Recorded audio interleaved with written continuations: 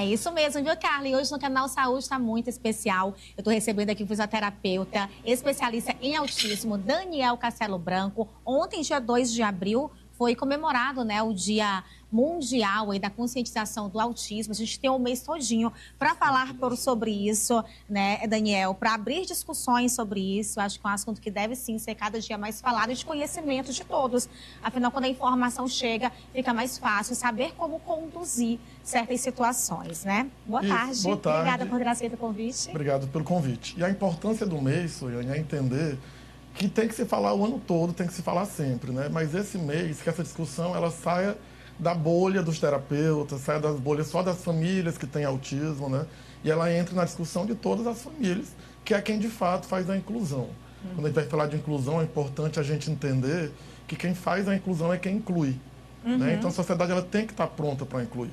A criança que não tem TEA, a família que não tem criança com TEA, os setores que não obrigatoriamente... Tem que estar preparada para conviver também, para conviver, né? E para facilitar a vida e para ajudar no que seja necessário para que aconteça a socialização e a inclusão.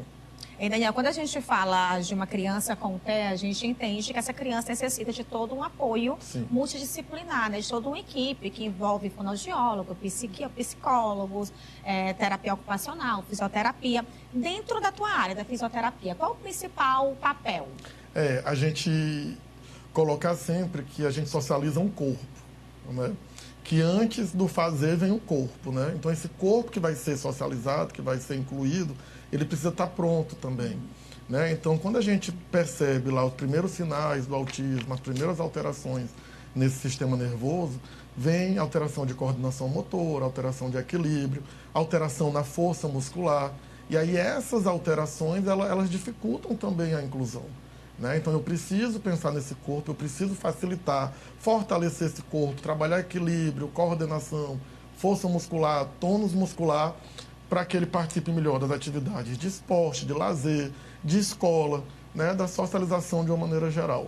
Isso é essencial para os pais, para a criança que recebe esse diagnóstico, ou é opcional? Isso é essencial. É necessário essa análise de postura, de corpo, de força muscular. Então, assim, em diferentes níveis de alterações, vão estar presentes, mas vão estar presentes ali. É porque muitas vezes isso vai aparecer mais na frente. Né? Essa fraqueza que tem hoje, que não é tão perceptível, vai afetar uma tarefa que a criança precise mais lá na frente. Sim. Né? Então, como, por exemplo? Como, por exemplo, na fase escolar. Né? Às vezes a mãe reclama assim, ou a professora, né? Ele não para quieto na cadeira. Né? Então, quando eu ajusto aquele corpo, quando eu dou uma força abdominal, quando eu vou na musculatura da postura da criança, ela consegue ter um ajustamento melhor naquela cadeira, ela não precisa de tanto movimento para se autoajustar, para se autorregular. Né? Então, as consequências elas podem vir mais na frente. Aí, quanto mais precoce for a intervenção no cérebro que está em desenvolvimento, melhor vai ser para a saúde daquela criança, daquele indivíduo que futuramente é um adolescente, um adulto. Na prática, como é que isso acontece, Daniel? Como é que a fisioterapia age? A gente vai, primeiro, após a avaliação da criança, né, após a primeira consulta, entender qual é o contexto em que aquela criança está inserida, quais são as atividades que aquela criança faz no seu dia a dia e encontrar qual é a dificuldade que tem em cada atividade. Todo o tratamento ele é personalizado para a necessidade daquela criança. Né, para a rotina, para o dia a dia daquela criança. Detectado quais são as alterações, qual é a consequência, a gente vai atuar para minimizar essas consequências.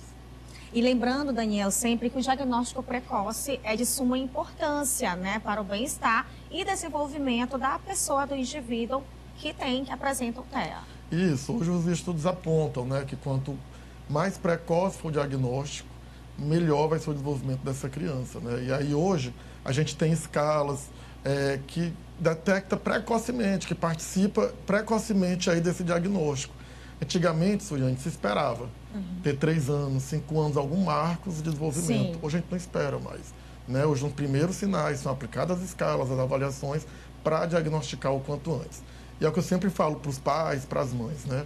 terapia, estimulação, ela só faz o bem. Sim. Então, nunca mesmo, é demais, nunca né? É demais. Então, é melhor você pecar pelo excesso do que pela falta. Então, mesmo que futuramente a gente não feche um diagnóstico de autismo, aquela terapia ajudou no desenvolvimento daquela criança para outras habilidades. Né? Então, quanto antes começar a fono, a TO, psicólogo, fisioterapeuta, melhor vai ser para aquela criança. A gente estava até conversando aqui nos bastidores, antes da entrevista começar, né, Daniel, que você já trabalha há muito tempo com pessoas que têm, né, a condição, que têm um aspecto autista, né? E hoje em dia eu escuto muito falar que, qualquer coisa hoje, é porque a criança é autista, hoje tem muito autista no mundo, né? E não é bem assim, apenas as condutas foram mudando, então por isso que é importante a gente abrir essas discussões para que as pessoas de fato entendam o que é e procurem ajuda o quanto antes. Isso, a facilidade ao acesso ao diagnósticos, né? Os fatores diagnósticos mais amplos, como a gente estava conversando, né? Os pais sendo diagnosticados com autismo depois do diagnóstico do filho. Então, tudo isso abriu, de fato, aumentou uma incidência de diagnóstico, e aí, fora os casos subnotificados, que não são notificados, mas mais do que isso, eu acho que quando a gente fala em inclusão, a gente fala, inclusive, em falar sobre isso. Sim. Então, a gente vê séries onde o protagonista é tem autismo, um autismo na novela, um autismo no programa de televisão. Então, tudo isso faz a gente perceber, né, a gente falar mais, que existem pessoas com autismo, né? Então dá essa impressão de que é um boom do autismo, quando na verdade sempre existiu. Hoje só está mais falado. Que bom que está mais falado, que a gente consegue mais alternativas, mais soluções para casos que necessitem de algumas intervenções. No caso da fisioterapia, então, não tem idade para começar? Pode começar já a partir dos primeiros as primeiras suspeitas, os primeiros diagnósticos? Como é que funciona? O ideal é que a gente comece quanto mais precoce possível, né?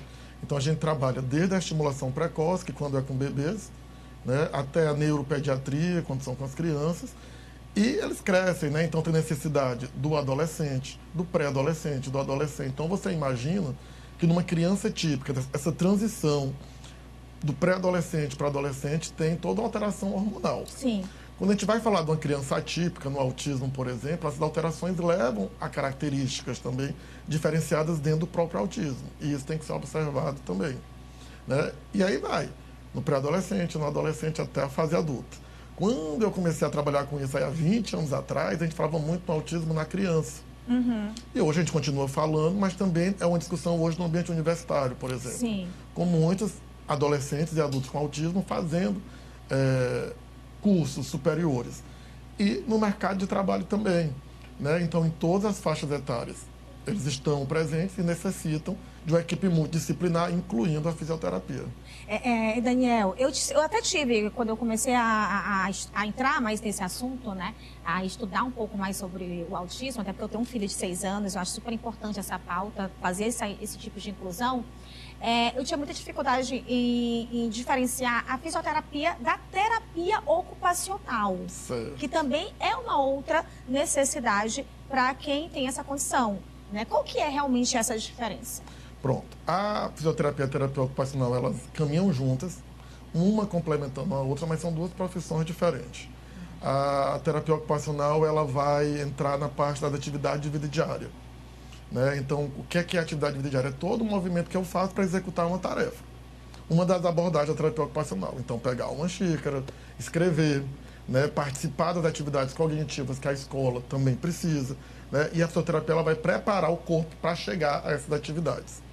Né? Então, são duas áreas que se complementam, trabalham juntas. Então, tipo assim, para escolher uma ou outra, não. Elas têm que caminhar juntas. O que acontece é que muitas vezes a gente vai fazer uma avaliação multidisciplinar e vai ver qual é a prioridade para aquela criança naquela faixa etária, né? Naquele momento da vida dela. Se está na fase escolar, se está... E aí a gente vê a prioridade e, de repente, pode, dependendo da prioridade, ser uma depois a outra.